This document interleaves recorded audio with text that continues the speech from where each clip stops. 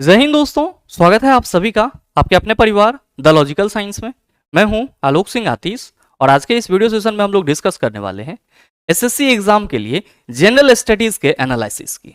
जी हां दोस्तों, बहुत सारे मित्र एसएससी एग्जाम की तैयारी करते हैं और कहीं ना कहीं सभी का एक ही डाउट रहता है कि जो जीएस पेपर है वो बहुत ही बड़ा आडंबर है और इसमें अच्छा नंबर लाना बहुत ही टफ काम है। लेकिन मेरे मित्र बने रहिएगा वीडियो के अंत तक और इस वीडियो सेशन के बाद से मेरे ख्याल से आप भी एसएससी के किसी भी एग्जाम में जीएस पेपर में अच्छा स्कोर कर सकते हैं।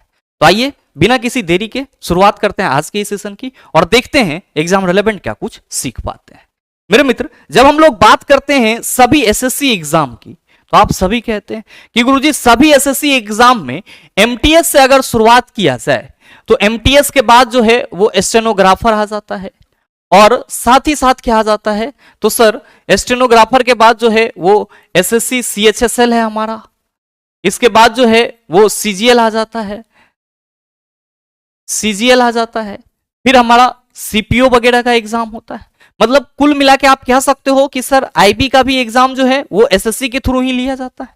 तो ये MTS, stenographer, SSC CHSL, CGL, CPO, IB ये सब एसएससी के थ्रू कंडक्ट किए जाते हैं और इसमें हर साल लाखों बच्चे एग्जाम में बैठते हैं। और मेरे मित्र, आप सबों को मालूम है कि जो सिलेबस रहता है आपके इन सभी एग्जाम में वो क्या है आपका, तो मैथ्स है, रीजनिंग है, मैथ्स है, रीजनिंग है, साथ में आपका इंग्लिश है और फिर क्या है आपका, तो सर जीएस है, जनरल स्टडीज है। जो मित्र लगातार तैयारी कर रहे होते हैं उनका कहीं ना कहीं मैथ्स भी अच्छा होता है, रीजनिंग भी अच्छा होता है, इंग्लिश भी अच्छा होता है। जीएस का नाम सुनने के बाद वो कहते हैं कि इसमें कितना भी पढ़ लिया जाए नंबर नहीं आ सकता है क्योंकि इसमें बहुत सारे सब्जेक्ट हैं और एक स्टूडेंट उतना नहीं कर पाता है। जबकि मेरे मित्र, अगर आप हमारे दृष्टिकोण से इस एग्जाम के जीएस पेपर को देखें तो सर इस एग्जाम के जीएस पेपर में भी अच्छा नंबर लाया जा सकता है, बशर्ते कि आपको अपने पढ़ने का तरीका बदलना होगा और थोड़ा सा माइंडसेट को चेंज करना होगा। जब आप इस दोनों चीज पे काम कर लेंगे तो 100% ये गारंटी के साथ मैं कह सकता हूं कि आप एसएससी के किसी भी एग्जाम में जीएस में अच्छा स्कोर कर सकते हैं बिना किसी डर के। आप सबों के मन में आ रहा होगा कि गुरुजी ये बताओ हमको कि ये जो हमारा जनरल स्टडीज का पेपर है इसमें हमको कौन कौन से सब्जेक्ट से क्वेश्चन पूछे जाते हैं। तो बताने की कोई जरूरत नहीं है, आप सबों को मालूम है, आप सबों को मालूम है कि जनरल स्टडीज में आपको हिस्ट्री से भी क्वेश्चन देखने को मिलते हैं, ज्योग्राफी से भी क्वेश्चन देखने को मिलते हैं, साथ में आपका पॉलिटी भी रहता है और फिर आपका इकोनॉमिक्स भी रहता है और साथ में आपका जनरल साइंस होता है। मेरे मित्र ध्यान में रखिएगा कि एसएससी एग्जाम में भी जनरल साइंस की वेटेज है, ऐसा नहीं है कि नहीं है, बहुत ज्यादा वेटेज है। अभी मैं आपको एनालिसिस करके बताऊंगा कि कितना वेटेज है। जनरल साइंस के साथ आपको जो एक और चीज पढ़नी होती है वो होती है सीए, करंट अफेयर। और जनरल स्टडीज का पोर्शन जो है वो आपका टोटल इतना कवर होता है, history, geography, polity, economics, general science और करंट अफेयर्स। और ध्यान में रखिएगा कि एसएससी एग्जाम को अगर आपको क्रैक करना है तो कहीं ना कहीं जीएस भी पढ़ना होगा क्योंकि जीएस का भी सर वेटेज अच्छा खासा होता है। और अगर आप जीएस को सही ढंग से और सही रणनीति से पढ़ते हैं तो इसमें मार्क्स लाना सर बहुत ही आसान है और यहां से जो आपको मार्क मिलते हैं वो आप कह सकते हो कि एग्जाम में बिना कैलकुलेशन के मार्क मिलते हैं। आप कहेंगे ऐसा काहे बोल रहे हैं, तो चला जी मैथ और रीजनिंग में आप कैलकुलेट कीजिएगा तो आपको आंसर आएगा, लेकिन जीएस में अगर आपको चीजें याद है, कंसेप्ट आपका क्लियर है तो आपको यहां पे कैलकुलेट करने की जरूरत नहीं है, आप उसको ऑप्शन देख करके टिक कर सकते हैं। तो जो जनरल स्टडीज का पोर्शन है सर इसमें बिना कैलकुलेशन के आपको नंबर मिल सकती है, बशर्ते कि कंसेप्ट आपका क्लियर होना चाहिए।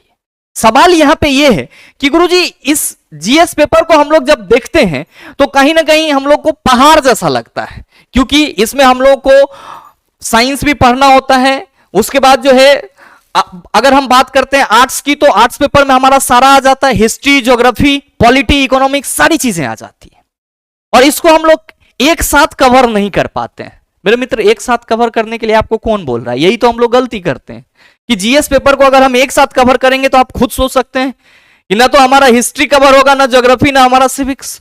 हमको पार्ट वाइज करना होगा, एक स्ट्रेटजी के तहत करना होगा और हमको निश्चित करना होगा कि हमको यही पढ़ना, इससे ज्यादा नहीं पढ़ना है। मेरे मित्र, अगर हम आपको यहां पे ओवरऑल जीएस के वेटेज की बात करें कुछ एग्जाम को लेकर के तो आप सभी देख पा रहे होंगे यहां पे मैंने यहां पे क्वेश्चन एनालिसिस लिखा है कि एसएससी सीएचएसएल टीयर 1 के यहां पे जो आपका क्वेश्चन शामिल किया गया है वो टोटल आपका 116 क्वेश्चन है, जिसमें आपका हर एक शिफ्ट में 100 क्वेश्चन पूछे जाते हैं। एसएससी सीएचएसएल आपका CPO, CGL, MTS, GD, SSC G और एसएससी जेई, इन सभी एग्जाम्स के अगर आप क्वेश्चन की बात करें कि इसमें टोटल क्वेश्चन कितने पूछे गए हैं, तो सर अलग अलग शिफ्ट मिलाकर के total question math, reasoning, English सहित टोटल 34,600 क्वेश्चन पूछे गए हैं। और आप सबों को यहां पे मैं बताना चाहूंगा कि ये जो आपका CHSL, CPO, CGL, SSC, MTS, GD, JE है, इसमें जो 34,600 क्वेश्चन पूछे गए हैं उसमें से आपका जो जीएस समान अध्ययन के क्वेश्चन है वो टोटल आपका 9,125 क्वेश्चन है। टोटल कितना है? 9,125 क्वेश्चन है। और मेरे मित्र इसमें रिपीटेड क्वेश्चन आपका 541 है, यानी कि अगर आप पूछे गए प्रश्न में से रिपीटेड क्वेश्चन को हटाते हैं, समान अध्ययन की मैं बात कर रहा हूं, मैथ रीजनिंग की नहीं। यहां पे जो मैंने आपको डाटा दिखाया ये डाटा आपका क्या है? तो सर 2017 से लेकर के 2021 तक जो एग्जाम हुए हैं उसमें जो टोटल सभी एग्जाम में जो टोटल क्वेश्चन पूछे गए हैं including math, reasoning, GK, GS, English, सारे पोर्शन को लगा करके वो 34,600 क्वेश्चन है। तो उसकी मैथ रीजनिंग की तो बात नहीं करने वाले हैं, क्योंकि हम लोग बात करने वाले हैं जनरल स्टडीज की। तो यहां पे जनरल स्टडीज से आपका 9,025 क्वेश्चन आपका पूछा गया है, जिसमें आपके रिपीटेड क्वेश्चन 541 है। रिपीटेड क्वेश्चन कितने हैं? 541। और मेरे मित्र इस रिपीटेड क्वेश्चन में से इस रिपीटेड क्वेश्चन को अगर पूछे गए क्वेश्चन में से घटा दिया जाए तो ये टोटल आपका 8484 क्वेश्चन हो जाता है। और ध्यान दीजिएगा कि इस 8484 में से जो जनरल साइंस के क्वेश्चन पूछे गए हैं वो आपका 2424 क्वेश्चन है। आप अगर इसका परसेंटेज निकालेंगे तो आप कहेंगे सर लगभग ये हमारा 1/4 है, यानी कि एसएससी के सीएचएसएल, सीजीएल, जेई, सीपीओ, इन सभी एग्जाम में जो जनरल स्टडीज के क्वेश्चन पूछे गए हैं उसमें से 1/4 क्वेश्चन आपको जनरल साइंस से देखने को मिलता है। और बाकी के क्वेश्चन जो हैं आपका भारत एवं विश्व इतिहास, विश्व भूगोल, ज्योग्राफी, इंडियन ज्योग्राफी, इकोनॉमिक्स और परंपरागत अध्ययन एवं खेल, इनसे संबंधित क्वेश्चन है। और पॉलिटी यानी कि राज्य व्यवस्था से। आप इस पाई चार्ट को देख पा रहे होंगे मेरे मित्र। और जो आपका जनरल साइंस है वो अकेले आपका 1/4 यहां पे घिरे हुए है।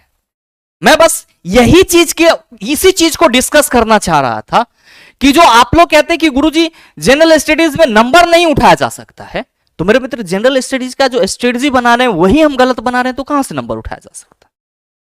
हमको तो इस पे पहले फोकस करना होगा कि जहां से ज्यादा क्वेश्चन पूछे जा रहे हैं उस पोर्शन को पहले पूरी तरह से कंप्लीट करें। अब आप यहां पे देख रहे हैं कि आपके इस पूरे पूछे गए प्रश्न में से 1/4 सिर्फ और सिर्फ साइंस का वेटेज है। और जो साइंस का वेटेज है उसमें आपका तीनों है, फिजिक्स भी है, केमिस्ट्री भी है और बायो भी है। फिजिक्स भी है, केमिस्ट्री भी है और बायो भी है। आप कहेंगे सर ये पूरा कैसे होगा? क्योंकि हम लोग को तो हिस्ट्री भी पढ़ना है, ज्योग्राफी भी पढ़ना है। तो अच्छा एक बात बताओ आप हमको कि आप जो हिस्ट्री के पीछे, ज्योग्राफी के पीछे परेशान हो रहे हो, इसके लिए आपने क्या किया है अपने लाइफ में? बहुत बार आपने एग्जाम दिया होगा, मतलब अगर आप फ्रेशर हैं तो 1-2 बार ट्राई किए होंगे, अगर आप लंबे समय से तैयारी करें तो 3-4 बार आप कर चुके होंगे। आपने क्या किया है? आप कहेंगे ऐसा क्या बोल रहे हैं, हम लूसेंट पढ़े हैं, अपने सर से पढ़े हैं। भाई मेरे, जो आपने लूसेंट पढ़ा है उस लूसेंट को आपने वन लाइनर के तौर पे याद करने की कोशिश की है। आपने कभी उसको कहानी के रूप में अपने माइंड में पिरोने की कोशिश नहीं करा है। आपने कभी उसको समझने की कोशिश नहीं करा है। आप कहेंगे इतना टाइम कहां है हमारे पास? मेरे मित्र, अमूमन एक व्यक्ति अपने दिन में कम से कम 5 घंटा तो ऐसे ही बर्बाद करता है। उस 5 घंटा में कोई काम नहीं रहता है।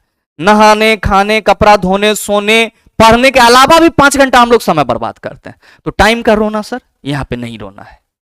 टाइम का एक्सक्यूज नहीं देना है।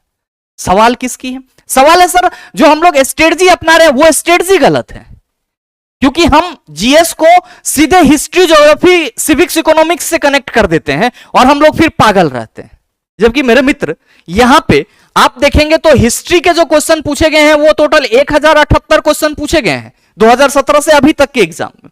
अगर आप बात करेंगे वर्ल्ड ज्योग्राफी और इंडियन ज्योग्राफी दोनों मिलाकर के तो 714 प्लस 497, ठीक है। मतलब आप कह सकते हो 90 10 100 500, और इधर मतलब 12 1250 के आसपास आपका क्वेश्चन ज्योग्राफी से आया है। यानी कि आप कह सकते हो कि 1250 प्लस क्वेश्चन हमारा ज्योग्राफी से है, और अर्थव्यवस्था से हमारा 769 क्वेश्चन पूछा गया है, और परंपरागत एवं अद्यतन खेल जो आपका मिसलेनियस होता है उससे आपका 2274 क्वेश्चन पूछा गया है। तो आप हमको इस पाई चार्ट को देख करके बताओ कि आपके इस पूरे पाई चार्ट में सबसे इंपॉर्टेंट पोर्शन आपको कौन सा लग रहा है। तो आप कहेंगे कि गुरुजी सबसे इंपॉर्टेंट पोर्शन हमको जनरल साइंस लग रहा है और ये परंपरागत अध्ययन एवं खेल लग रहा है। क्या हम इस दोनों से अच्छा नंबर कर सकते हैं? बिल्कुल कर सकते हैं, 100% कर सकते हैं। आप कहेंगे ऐसा कैसे आप कह सकते हैं? मेरे मित्र, इसका दबाव है। हम लोग जो जनरल साइंस पढ़ रहे हैं वो कहां से पढ़ रहे हैं? सर जी लूसेंट से पढ़ रहे हैं। गलत कर रहे हैं। एसएससी एग्जाम के लिए जो आप जनरल साइंस के लिए लूसेंट पढ़ रहे हैं, तो सर ये आप अपने ऊपर आडंबर ले रहे हैं, क्योंकि जनरल साइंस का सिलेबस कम ना है जो आप चाहिएगा कि हम फिजिक्स के एक आध दो चैप्टर, बायोलॉजी के एक आध दो चैप्टर पढ़ के काम निकाल लेंगे। ना होगा सर, ये ऐसे ही फंसते रहेंगे। यहां पे करना क्या होगा? तो चला जी, यहां पे हमको एनसीईआरटी का सहारा लेना होगा। बगैर एनसीईआरटी का सहारा लिए हमसे कुछ नहीं होगा। आप कहेंगे एनसीईआरटी का कौन कौन सा क्लास का पढ़ेंगे? अब 6 से लेकर के 12 तक का पढ़ेंगे, कोई जरूरत नहीं है। अगर आप एसएससी एग्जाम के लिए जनरल साइंस की तैयारी करना चाहते हैं, तो आपके पास, अगर आप फ्रेशर हैं और आप चाहते हैं कि हमको एसएससी में सेलेक्ट होना है, तब तो आप 6 से लेकर के 10 तक का पढ़िए साइंस, कोई दिक्कत नहीं, क्योंकि आपके पास समय है, तैयारी आपका अच्छा हो जाएगा। साइंस न सिर्फ यहां काम देगा, बाकी के एग्जाम में भी काम देगा। लेकिन अगर आप फ्रेशर नहीं हैं, आप लंबे समय से तैयारी कर रहे हैं, तो मेरी मानिए कम से कम एक बार जो है आप सिर्फ और सिर्फ एनसीईआरटी 9th प्लस 10th का फिजिक्स केमिस्ट्री बायोलॉजी आप पढ़ लीजिए। एनसीईआरटी 9th और 10th का फिजिक्स केमिस्ट्री बायोलॉजी पढ़ लीजिए। यकीन मानिए इतना आपके लिए इनफ होगा। और आपके जो जनरल सेक्शन में, जो आपका जनरल साइंस में जो आपका पूरे जनरल स्टडीज का 1/4 1/4 भाग क्वेश्चन पूछा गया है, मेरे मित्र, इसमें आप अच्छा स्कोर कर सकते हैं। इसमें आप अच्छा स्कोर कर सकते हैं। यानी कि अगर आपको जीएस पढ़ना है, तो पहले आप physics chemistry biology class 9th और 10th का सर कंप्लीट कर लीजिए एनसीईआरटी से। यह आपके लिए रामबाण है। ये 1/4 पोर्शन आपका कंप्लीट हो जाएगा। नेक्स्ट, यहां पे मिसलेनियस है और स्पोर्ट्स से संबंधित क्वेश्चन है, तो इसको आप एस्थेटिक जीके के रूप में देख सकते हैं सर। एस्थेटिक जीके के पोर्शन होंगे यहां पे। तो एस्थेटिक जीके के लिए लूसेंट से बेहतर और कोई बुक नहीं है। उसमें जो भी एस्थेटिक पोर्शन है सर, आप उसको याद कीजिए, और एस्थेटिक जीके को याद करने के अलावा आपके पास कोई चारा नहीं। अब सवाल यह है कि गुरुजी यहां पे हमारे पास भारत एवं विश्व इतिहास से भी क्वेश्चन पूछा जाएगा, विश्व भूगोल से, ये इंडियन ज्योग्राफी, फिर हमारा जो वर्ल्ड ज्योग्राफी है उससे, इकोनॉमिक्स से, इसको कैसे कंप्लीट करेंगे? तो मेरे मित्र, यहां पे आप सबों को एक चीज ध्यान में रखना होगा कि ये जो आपका यहां से लेकर के यहां तक का पोर्शन है, इसमें आप अर्थव्यवस्था में बेसिक समझ के लिए, इकोनॉमिक्स के बेसिक समझ के लिए, आप लूसेंट का जो इकोनॉमिक्स का पोर्शन है उसका जो 5 से 8 पेज है उसको कंप्लीट कीजिए। उसके बाद 5 से 8 पेज कंप्लीट करने के बाद एनसीईआरटी क्लास 9th और 10th, इसी दो क्लास में इकोनॉमिक्स पढ़ने के लिए आप उसको पढ़ जाइए। इतनी पतली सी बुक आती है और कहानी की तरह आप 5 दिन में पढ़ सकते हो। आप कहेंगे यहां से क्या क्लियर होगा? तो मेरे मित्र, यहां से आपके वो सभी पॉइंट क्लियर हो जाएंगे जिससे संबंधित लगातार आपके एग्जाम में क्वेश्चन देखने को मिलते हैं। फिर कहेंगे कि लूसेंट वाला आप काहे बोल रहे हैं? लूसेंट वाला इसलिए बोल रहे हैं क्योंकि कुछ निश्चित डाटाज और फॉर्मूला जो है वो आपको वहां से एकत्रित होकर के मिल जाएगा, बाकी और कुछ नहीं पढ़ना है। अब नेक्स्ट बात आती है कि सर यहां पे इंडियन ज्योग्राफी और वर्ल्ड ज्योग्राफी दोनों है। तो मेरे मित्र, इंडियन ज्योग्राफी और वर्ल्ड ज्योग्राफी दोनों के लिए, इस दोनों पोर्शन को कंप्लीट करने के लिए आप क्लास 8, 9th और 10th का ज्योग्राफी पोर्शन एनसीईआरटी से पढ़िए। सर आप कहेंगे इतना टाइम है? चला जी, आपको इसको पढ़ने में ना 8, 9, 10th इस तीनों को पढ़ने में, इसके ज्योग्राफी पोर्शन को पढ़ने में, अगर आप सिंसियर स्टूडेंट हैं तो मात्र आपको 20 से 22 दिन टाइम लगेगा। अगर आप रेगुलर पढ़ रहे हैं 1 से 1.5 घंटा। तो ध्यान दीजिएगा कि यहां आपका इकोनॉमिक्स क्लास 9th और 10th और लूसेंट का जो बुक का आपका शुरुआत का 5 से 8 पेज है उसको कंप्लीट कीजिए, और जो आपका इंडियन ज्योग्राफी और वर्ल्ड ज्योग्राफी है इसके लिए क्लास 8, 9, 10 इस तीनों का आप ज्योग्राफी क्लियर कीजिए। नेक्स्ट ये आपका भारत एवं विश्व इतिहास आ गया। तो सर जो इतिहास है ना ये बीती हुई घटना है और ये फिक्स होता है, इसमें कोई चेंजिंग नहीं होता है। और मेरे मित्र ये जो यहां पे इंडियन एंड वर्ल्ड हिस्ट्री है ना, वर्ल्ड हिस्ट्री में क्या पूछा जाएगा, या तो आपसे फ्रांसीसी क्रांति के बारे में पूछा जाएगा, या फिर world war first, world war second की चर्चा की जाएगी, या फिर नाजीवाद का डिस्कशन किया जाएगा, या फिर किसकी चर्चा की जाएगी, रूसी क्रांति की चर्चा की जाएगी, या फिर यूरोप में राष्ट्रवाद की बात की जाएगी। एसएससी एग्जाम के लिए सर इतना टॉपिक इनफ है। आप यूपीएससी नहीं दे रहे हैं कि आपको यहां पे उल्लेखित करना है, आपको टीक लगाना है, टीक। तो यहां पे आपको भारत और विश्व इतिहास के लिए सर, भारत और विश्व इतिहास के लिए आपको क्या करना चाहिए शॉर्ट में सर, अगर आप कम पीरियड में दे रहे हैं एग्जाम, एक महीना, 2 महीना, 3 महीना के लिए रणनीति बना रहे हैं, तो आपके पास शॉर्ट पीरियड में वर्ल्ड हिस्ट्री को पढ़ने के लिए सर लुसेंट का वर्ल्ड हिस्ट्री जो है, जैसे पुनर्जागरण से लेकर के और आपका वर्ल्ड वार फर्स्ट सेकंड सभी इंक्लूडेड करते हुए जो भी है उसको आप देख सकते हैं एक नजर। अगर आप फ्रेशर हैं और आप चाहते हैं कि हम अच्छा प्रिपरेशन करें तो मेरे मित्र इसके लिए भी मैं आपको सलाह दूंगा कि क्लास 8, 9 और 10 का आप जो है सर हिस्ट्री पढ़ने की कोशिश कीजिए, उसके बाद आप लुसेंट पढ़िएगा, आप खुद रिजल्ट महसूस करेंगे सर। बाद बाकी करंट अफेयर सर, तो करंट अफेयर तो आपका डाटा है वो बदलते रहेगा, हर दिन आपको नया नया चीजें देखने को मिलती है, तो उसमें आपको परेशान नहीं होना है सर। तो मेरे मित्र अगर आप कुल मिला करके एसएससी जीएस की बात करना चाहो और इसके स्ट्रेटजी की बात करना चाहो, अगर आप अगले 2-3 मंथ में एग्जाम देते हो, मान लो कि आप एसएससी सीएचएसएल के लिए प्रिपेयर होते हो, मैं सिर्फ अभी 2-3 महीना का प्लान बता रहा हूं, और साथ में आपको अगर आप फ्रेशर हैं और जीएस अच्छा करना चाहते हैं उसका भी प्लान आपको बता रहा हूं। एसएससी सीएचएसएल जिसका अब एग्जाम आपका फेब और मार्च में होने वाला है, तो इसकी अगर प्लानिंग की बात करें तो आपको अभी सबसे पहले जो है वो क्या ठीक करना चाहिए, जनरल साइंस ठीक करना चाहिए। जनरल साइंस में आपको क्या करना है, तो सर क्लास 9th और 10th इसका साइंस आपको पूरा तरह से कंप्लीट करना है, और जो सबसे इंपॉर्टेंट चीज है वो है आपका एस्थेटिक जीके का पोर्शन। एस्थेटिक जीके लुसेंट में लंबा छोटा बड़ा जो भी है उसको आप देख सकते हैं, ठीक है। और आप बात करें अगर एस्थेटिक जीके के बाद हिस्ट्री फिर आपका ज्योग्राफी और फिर आपका पॉलिटी और फिर आप बात करें इकोनॉमिक्स की, तो मेरे मित्र इकोनॉमिक्स के लिए आप जो है वो क्लास 9th और 10th इतनी सी पतली बुक है, मैंने आपको बताया कि 2 से 4-5 दिन में आप उसको कंप्लीट कर लेंगे, मैं पढ़ा हूं उसको, कोई उसमें टफ चीज नहीं है, आप उसको पढ़ लेंगे तो आपका 2 से 3 नंबर तो सर ऐसे ही क्लियर हो जाएगा। और बाद में आपको लुसेंट का जो 5 से 7 पेज है शुरुआत का वो पढ़ लेना है, क्लियर हो जाएगा। हिस्ट्री के लिए सर अभी जो है हिस्ट्री के लिए अभी आप कहेंगे सर 3 महीना में तो पूरा हम एनसीईआरटी नहीं कर सकते, कोई दिक्कत नहीं है। हिस्ट्री के लिए आप जो है वर्ल्ड ज्योग्राफी जो है, सॉरी हम हिस्ट्री में वर्ल्ड ज्योग्राफी कहां से बता रहे हैं सर, वर्ल्ड हिस्ट्री बताना चाहिए हमको। यहां पे हिस्ट्री में आप जो वर्ल्ड हिस्ट्री की बात करेंगे सर इसको आप लुसेंट से पूरा कर लीजिए, ये आपका यहां से कंप्लीट हो जाएगा, इसमें आपको कोई दिक्कत नहीं है।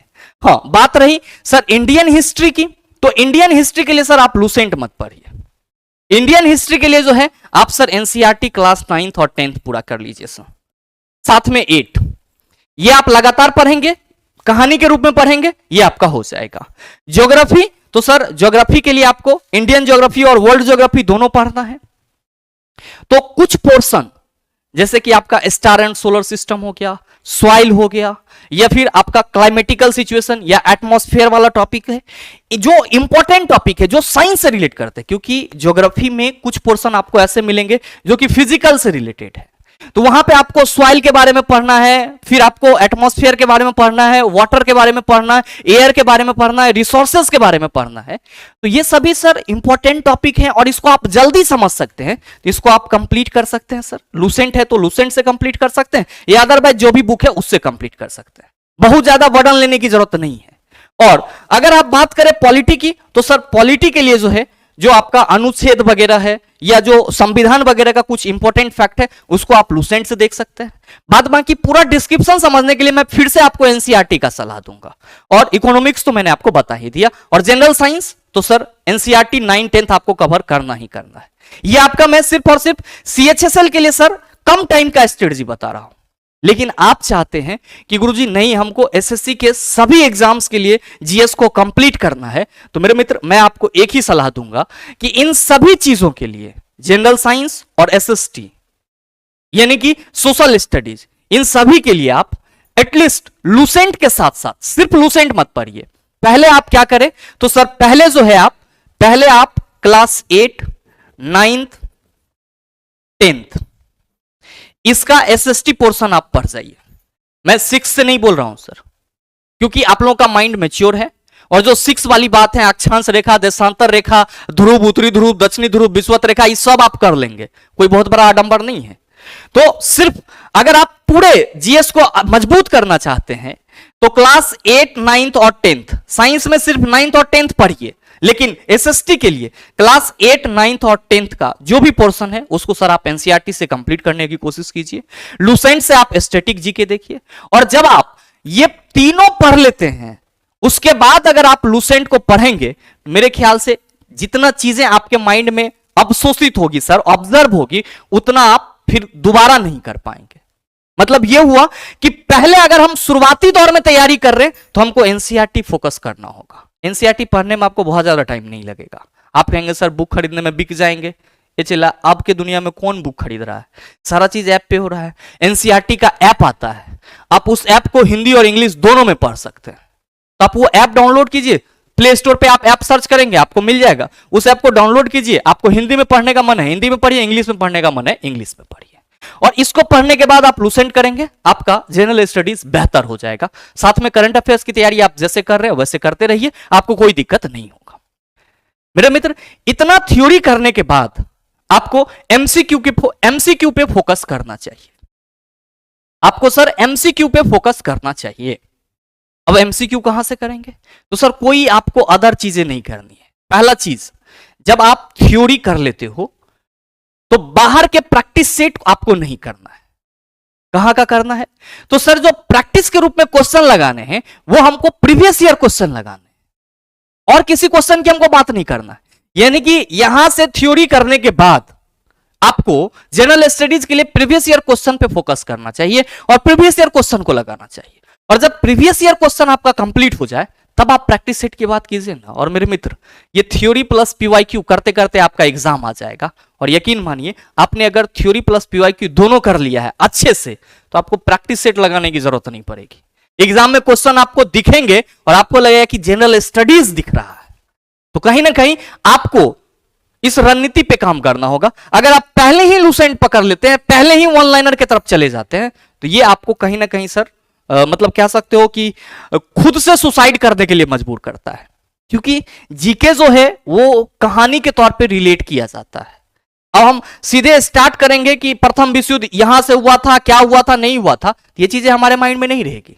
लेकिन हां, अगर इसी चीज को हम लोग रिलेट करके पढ़ेंगे कि प्रथम विश्व युद्ध का तत्कालिक कारण क्या था, काहे हुआ था, तो हम चीजों को ज्यादा रिलेट कर पाएंगे। अब हम अमेरिकी क्रांति सीधे उल्टा देंगे, नहीं समझ में आएगी। अब अमेरिकी क्रांति के लिए बोस्टन का चाय पार्टी क्या था इसको समझना होगा, और जब बोस्टन के चाय पार्टी को आप समझेंगे तो आपको खुद पता चल जाएगा कि अमेरिकी क्रांति क्या था और काहे हुआ था। उसी तरह से सर जार निकोलस द्वितीय अगर आपके सामने आएगा, आप कहेंगे नामे नहीं याद रहेगा, लेकिन रूसी क्रांति के रूप में उसको देखेंगे तो आपको लगेगा कि नहीं, ये चीज तो हम यहां पढ़े थे। तो जीएस सर रिलेट करता है चीजों को। आप सभी कहेंगे कि चलो सर ये सब चीजें ठीक है, अगर हम पूरा करना चाहें तो कर सकते हैं, लेकिन ये बताओ कि जनरल साइंस का हम क्या करें।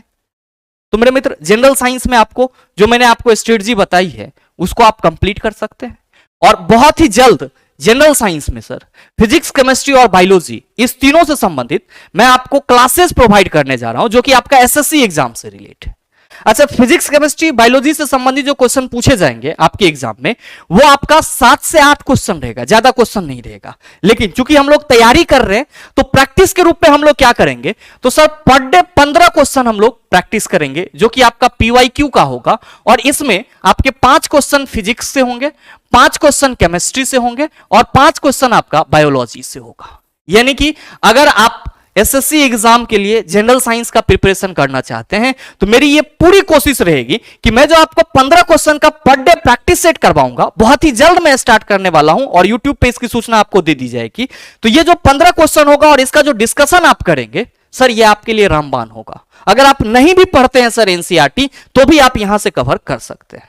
बाद बाकी जनरल अवेयरनेस के लिए आप ये तरीका अपनाइए सर, आपको 100% फायदा होगी। और ध्यान में रखिएगा कि अगर आप जनरल अवेयरनेस की तैयारी या जनरल स्टडीज की तैयारी करना चाहते हैं तो पहला इंपॉर्टेंट आप साइंस को जरूर दीजिएगा, क्योंकि 7 से 8 क्वेश्चन पूछे जाते हैं। चला अगर तैयारी अच्छा है ना तो साइंस के 7 से 8 क्वेश्चन को आप आसानी से सॉल्व कर सकते हो।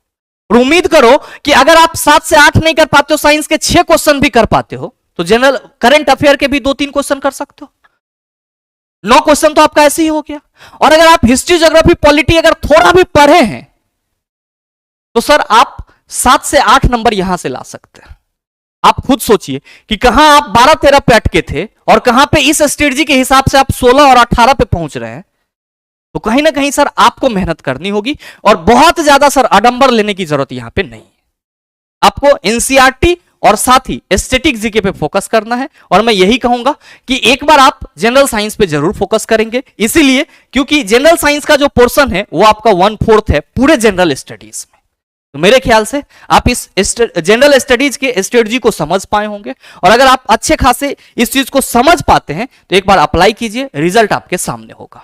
रही बात कि सर जो साइंस एमसीक्यू आप एसएससी के लिए करवाएंगे वो कब से स्टार्ट होगा, तो सर विद इन 1 से 2 दिन में, यानी कि 1 से 2 दिन में आपको ये क्लासेस मिलनी शुरू हो जाएगी, जहां पे 5 क्वेश्चन हम लोग फिजिक्स, 5 क्वेश्चन केमिस्ट्री और 5 क्वेश्चन बायोलॉजी के करेंगे। 15 क्वेश्चन हम लोग रोज करेंगे। और ध्यान दीजिएगा आपके एग्जाम में जो क्वेश्चन पूछे जाएंगे वो 7 से 8 क्वेश्चन होंगे। तो अगर 15 क्वेश्चन का प्रैक्टिस हम लोग साइंस में पर डे करते हैं तो आगामी जो एसएससी सीएचएसएल का एग्जाम है उसमें आप बेहतर स्कोर कर सकते हैं सर जनरल स्टडीज के रूप में। मेरे ख्याल से आप सारी चीजों को आसानी से समझ पाए होंगे। और साथ ही उम्मीद करते हैं कि ये वीडियो आपको अच्छा लगा होगा। अगर आपको वीडियो अच्छा लगा तो वीडियो को लाइक कीजिएगा, ज्यादा से ज्यादा शेयर कीजिएगा। और हाँ, अगर आप चैनल पे नए हैं तो सब्सक्राइब करके बेल आइकन दबा लीजिएगा, ताकि इस तरह के एग्जाम रेलेवेंट वीडियो का नोटिफिकेशन सबसे पहले आपके पास पहुंचे और आप उसको सबसे पहले देख पाओ। मिलते हैं फिर अगले सेशन में, तब तक के लिए best of luck. Thank you, have a nice day.